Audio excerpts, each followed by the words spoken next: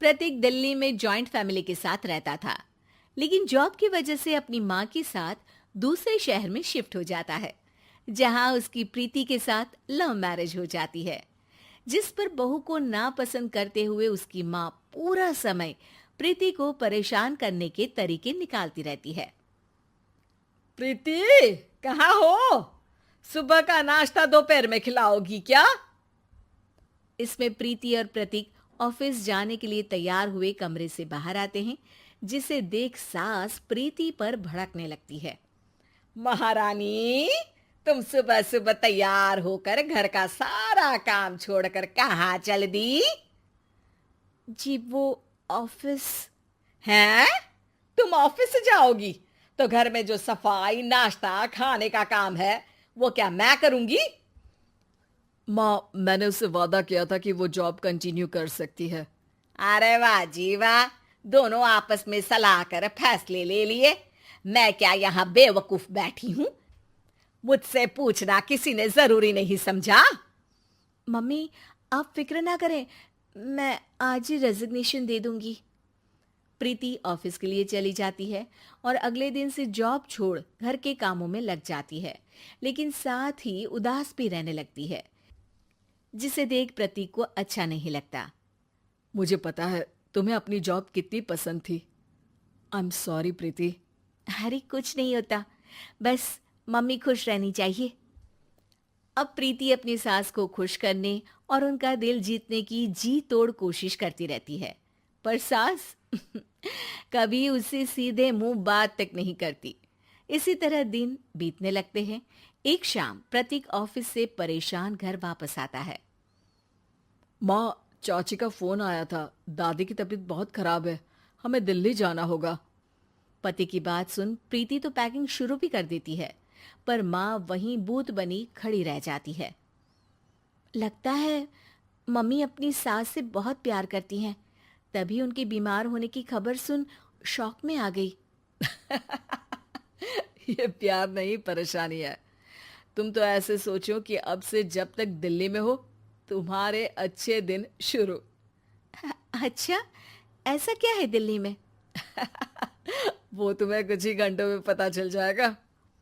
सास के रिएक्शन और पति की बात से कंफ्यूज्ड प्रीति दोबारा पैकिंग में लग जाती है, जिसके बाद कुछ घंटों का सफर तय कर तीनों दिल्ली पहुंच जाते हैं, जहां घर के अंदर पहुंचते ही लोगों की भीड़ देख प्रीति परेशान हो जाती है। हे भगवान, इतनी भीड़! प्रतीक, कहीं तुम्हारी दादी को कुछ हो तो नहीं गया ना? पागल, ये भीड़ नहीं, मेरा परिवार है। क्या? इसे तुम परिवार कहते हो? अरे इसे तो जिला घोषित कर देना चाहिए। तुम्हारा परिवार का तो अपना पर्सनल बिग बॉस बन सकता है। हैरान परेशान प्रीति परिवार वाले सदमे से बाहर निकली भी नहीं होती कि सिर पर पल्ला रखे शांत तरीके से सबके साथ बात करते हुए अपनी सास को देख उसे दूसरा सदमा लग जाता है।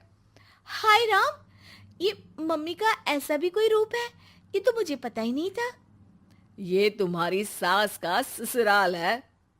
तभी प्रतीक की बहन बोल पड़ती है। यहाँ आपको ऐसी ऐसी चीजें देखने मिलेंगी जो सपने में भी सोची नहीं होंगी। हाँ, ये कुछ दिन तो बहुत इंटरेस्टिंग लग रहा है।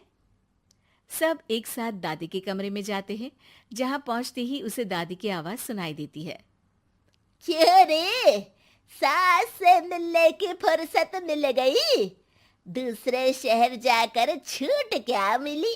तुम तो भटकता पंछी बन गई। इतने समय में ये तक नहीं पूछा कि जिंदा भी हूं या मर गई। प्रीति की सास अपनी सास के पैर छूती है। अरे कैसी बात कर रही है मम्मी, आपको तो मेरी उम्र भी लग जाए। अरे बस कर, ये झूठी उम्र देने वाली बातों का दिखावा ना कर। तेरा बस चले ना तो जो मेरी बची कुची जिंदगी है वो भी अभी खत्म कर दे।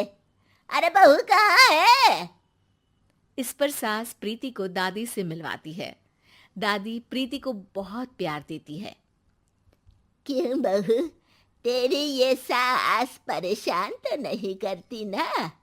अगर करती है तो अभी बता दे, मैं इसकी क्लास लगा दूंगी।